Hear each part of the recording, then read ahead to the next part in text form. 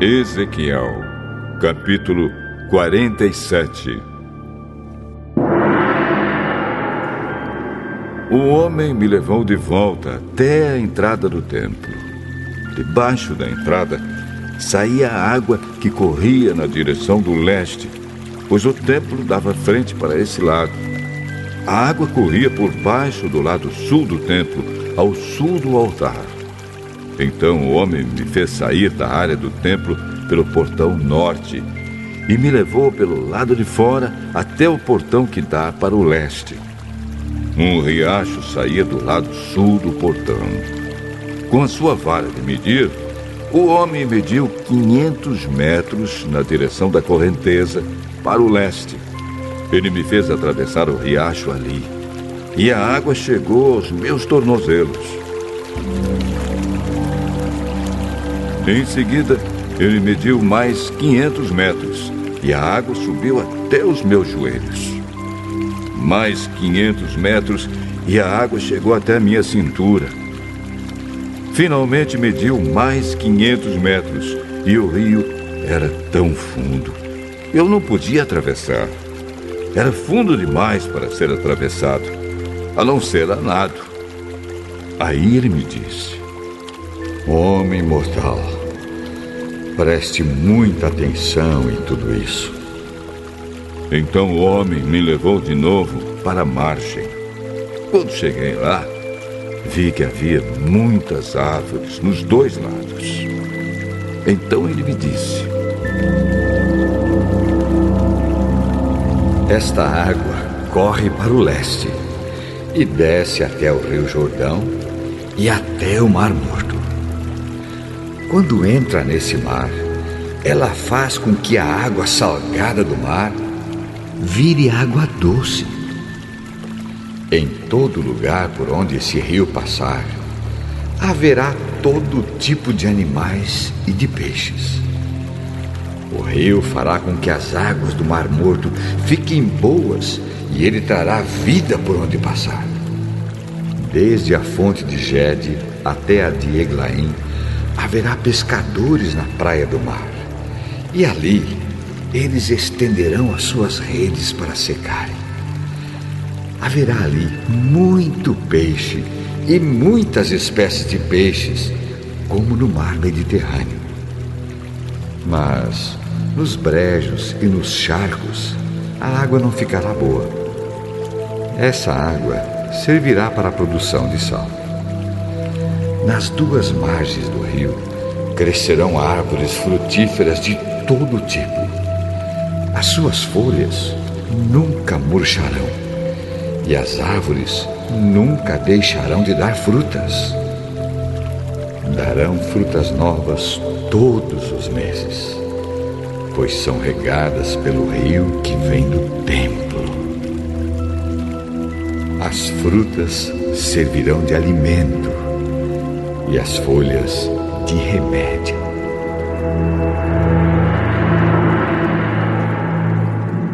O Senhor Deus disse: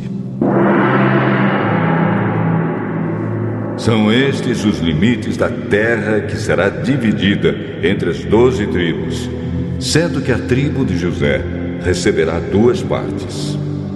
Eu jurei aos antepassados de vocês que daria esta terra a eles para ser sua propriedade.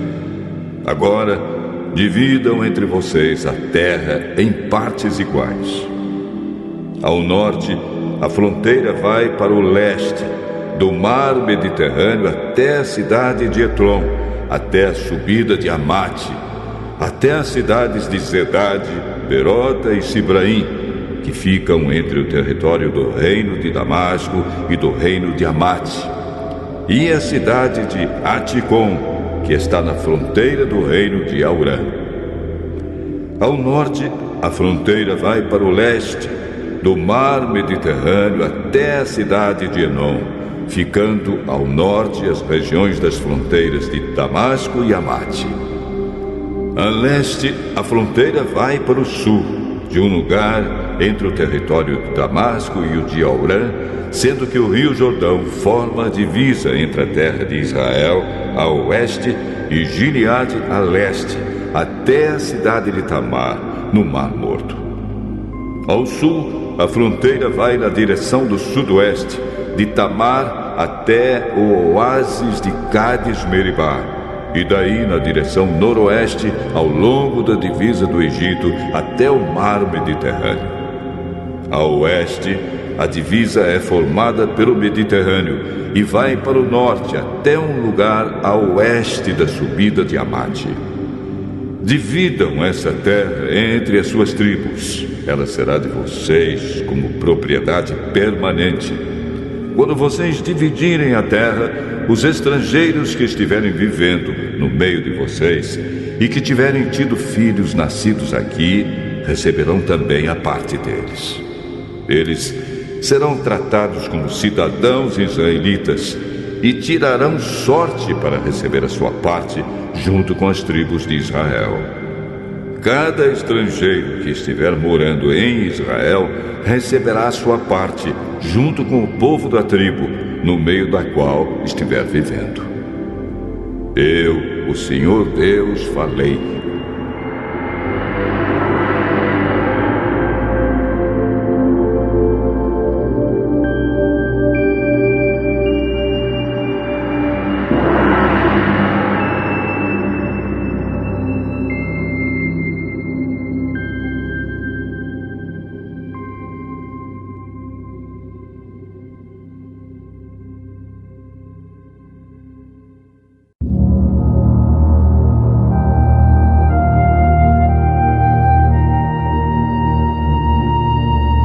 Ezequiel, capítulo 48.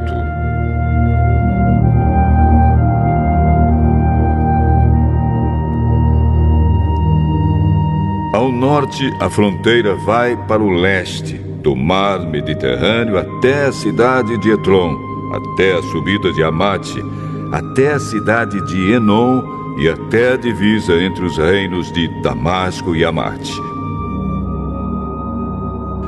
Cada tribo deverá receber terras que irão desde a fronteira do leste até o mar Mediterrâneo a oeste, na seguinte ordem do norte para o sul: Dan, Azer, Naftali, Manassés, Efraim, Ruben e Judá.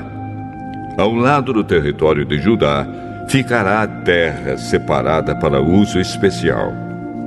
De norte a sul terá 12,5 quilômetros de largura e de leste a oeste terá o mesmo comprimento dos territórios dados às tribos.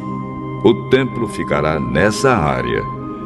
No centro dessas terras haverá uma área dedicada ao Senhor, com 12,5 quilômetros por 10. Os sacerdotes terão uma parte dessa terra sagrada. Nos lados norte e sul deverá medir 12,5 quilômetros e nos lados leste e oeste deverá medir 5. O templo do Senhor ficará no meio. Essa área sagrada será para os sacerdotes descendentes de Zadok. Eles me serviram fielmente e não se juntaram com o resto dos israelitas para fazer o mal, como os outros membros da tribo de Levi fizeram. Por isso, eles terão uma área especial perto da área dos levitas, e será a área mais santa de todas. Os levitas também terão uma área de terra que fará limite com a dos sacerdotes. Terá 12,5 quilômetros por 5. A terra dedicada ao Senhor é a melhor de todas, e nenhuma parte dela poderá ser vendida, nem trocada, nem transferida para ninguém. É santa e pertence a Deus. A área que sobrar, de 12,5 quilômetros por 2,5, não é santa, mas será para uso geral do povo. Eles poderão morar ali e aproveitar a terra. A cidade ficará no centro e será quadrada, medindo 2.250 metros de cada lado. Em toda a volta da cidade de cada lado, haverá um espaço livre de 125 metros de largura. A terra que sobrar depois de construída a cidade, nas terras ao lado da área sagrada, 5 quilômetros por 2,5 para o leste e 5 quilômetros por 2,5 para o oeste. Essa terra será usada pela gente que mora na cidade, para nela fazerem plantações. Quem trabalhar na cidade, seja de que tribo for, poderá cultivar essa terra. Assim, a área toda será quadrada, medindo 12,5 quilômetros de cada lado, e incluirá as terras ocupadas pela cidade. Depois que a área do templo, as terras dos sacerdotes e dos levitas e a terra para a cidade forem tiradas dessa porção de 12,5 quilômetros, toda a terra que sobrar dos dois lados, a leste e a oeste, será do rei.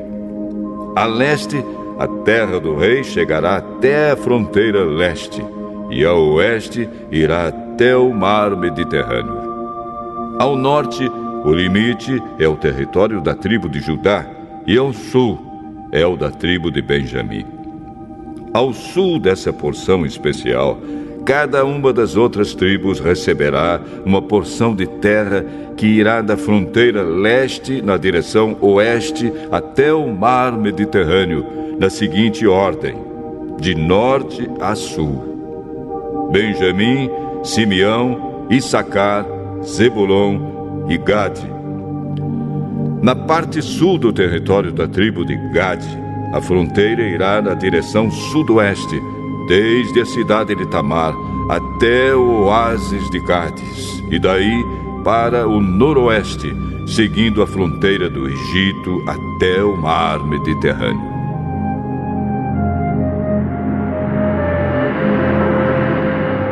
O Senhor Deus disse: é assim que o país será dividido em partes, que serão das tribos de Israel e que passarão para os seus descendentes. Haverá 12 entradas na cidade de Jerusalém. Cada muralha medirá 2.250 metros e terá 3 portões, cada um com o nome de uma tribo. Os portões da muralha do norte receberão os nomes de Ruben, Judá e Levi.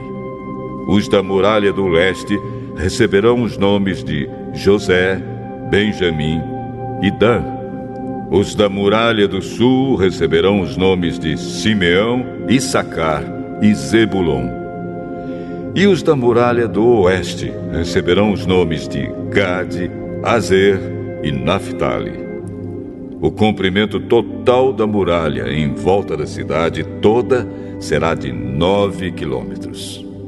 O nome da cidade daqui em diante será: O Senhor está aqui.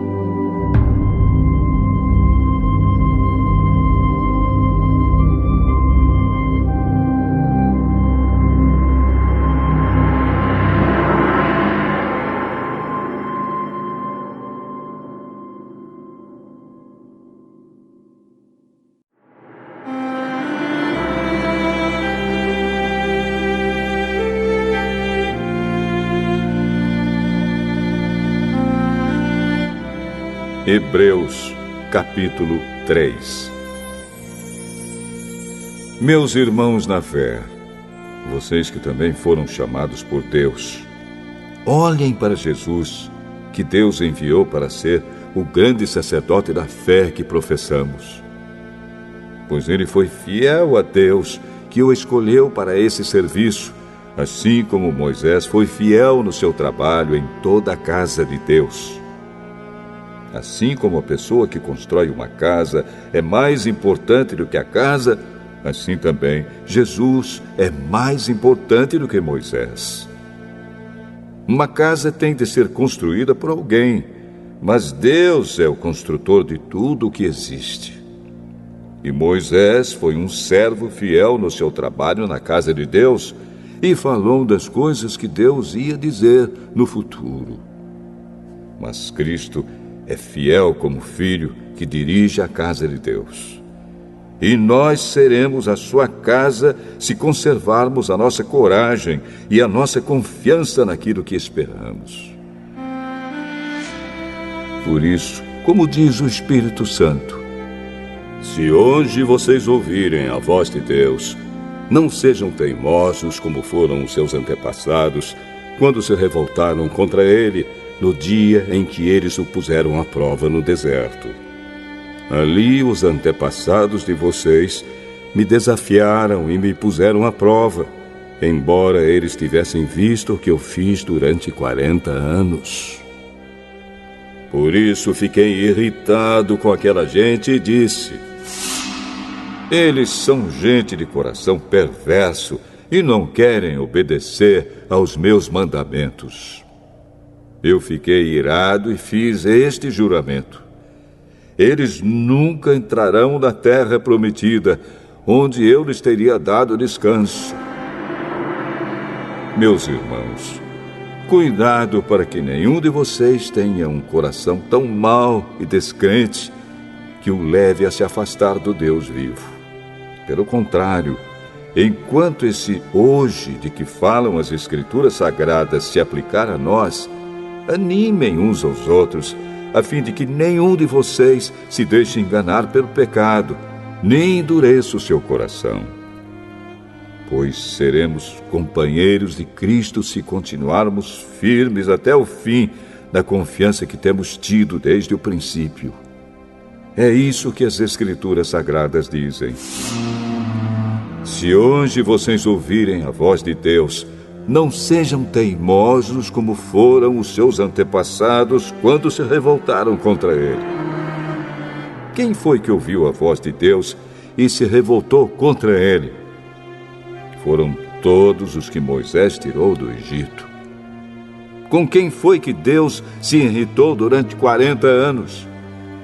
Foi com os que pecaram e caíram mortos no deserto. E de quem é que Deus estava falando quando fez este juramento? Eles nunca entrarão na terra prometida, onde eu lhes teria dado descanso. Ele estava falando das pessoas que se revoltaram.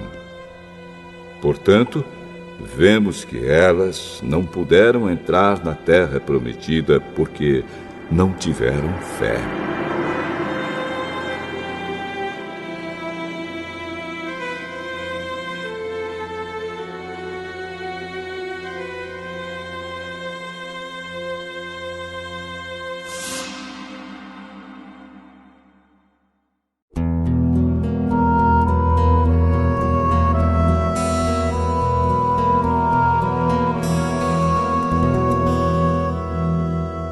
Hebreus, capítulo 4. Deus nos deixou a promessa de que podemos receber o descanso de que Ele falou. Portanto, tenhamos muito cuidado para que Deus não julgue que algum de vocês tenha falhado, deixando assim de receber esse descanso. Pois, assim como aquelas pessoas ouviram, também nós ouvimos a boa notícia. Elas ouviram a mensagem, porém, ela não lhes fez nenhum bem, porque quando a ouviram, não a receberam com fé. Portanto, nós, os que cremos, recebemos o descanso prometido por Deus, como Ele mesmo disse. Eu fiquei irado e fiz este juramento: eles nunca entrarão na terra prometida, onde eu lhes teria dado descanso. Ele disse isso, embora o seu trabalho já estivesse terminado desde o tempo em que havia criado o mundo. Pois a respeito do sétimo dia está escrito o seguinte em alguma parte das Escrituras Sagradas: no sétimo dia Deus descansou de todo o trabalho que ele havia feito.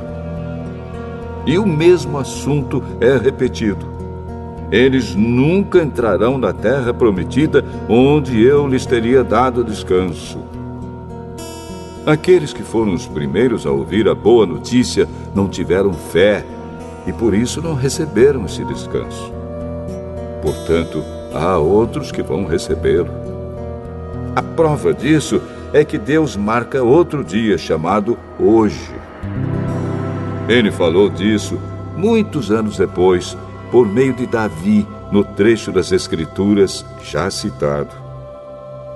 Se hoje vocês ouvirem a voz de Deus, não sejam teimosos. Se Josué tivesse dado ao povo esse descanso, Deus não teria falado mais tarde a respeito de outro dia. Assim, ainda fica para o povo de Deus um descanso, como o descanso de Deus no 7º dia. Porque quem receber o descanso que Deus prometeu, vai descansar de todos os seus trabalhos, assim como Deus descansou dos trabalhos dele.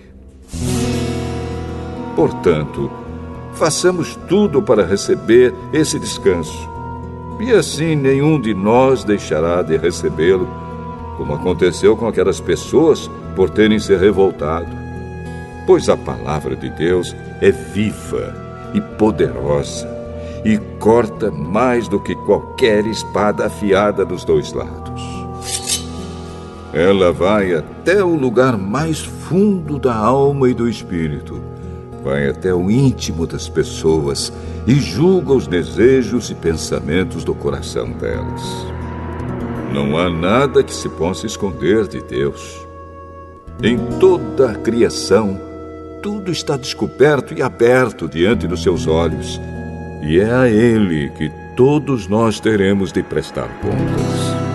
Portanto, fiquemos firmes na fé que anunciamos, pois temos um grande sacerdote poderoso, Jesus, o Filho de Deus, o qual entrou na própria presença de Deus. O nosso grande sacerdote não é como aqueles que não são capazes de compreender as nossas fraquezas.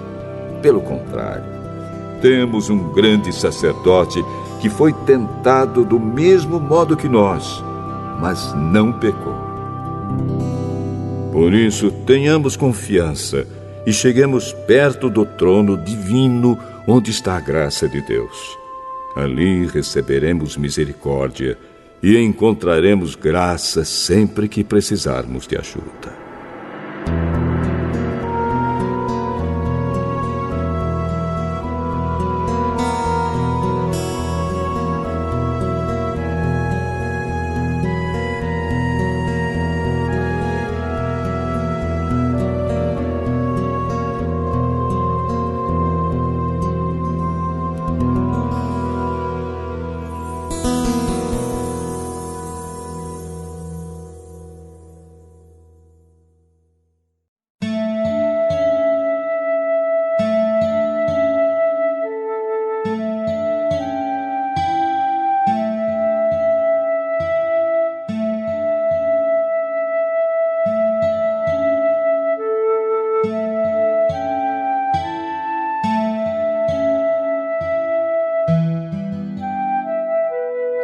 Provérbios, capítulo 4.